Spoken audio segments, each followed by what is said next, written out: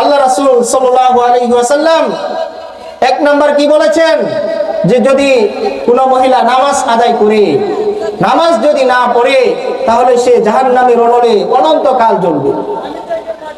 আল্লাহ তাআলা সূরা মুদ্দাসসিরের মধ্যে জাহান্নামীদের কথা উল্লেখ করেছেন, আর জাহান্নামে যাওয়ার কারণ হিসাবে চারটা বিষয়কে উল্লেখ করেছেন। আল্লাহ রাসূল সাল্লাল্লাহু আলাইহি ওয়াসাল্লাম চারটা বিষয়ের আদেশ করেছেন। এর মধ্যে একটা হলো ইযা সাল্লাতিল মারআতু খামসাহা, কোন নারী যখন 5 ওয়াক্ত নামাজ আদায় করবে।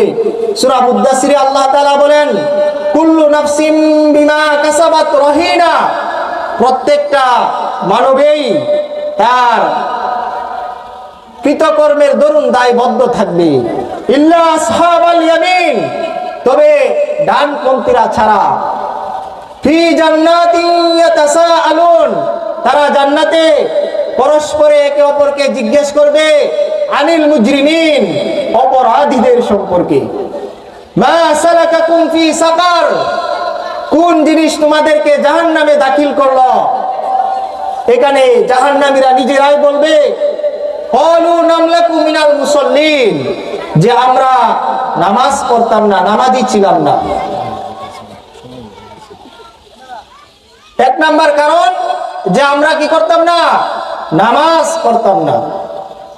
2 নাম্বার ওয়ালাম নাকুনু তাইমুল মিসকিন, আমরা অসহায় হত দরিদ্রদেরকে আহার করাতাম না।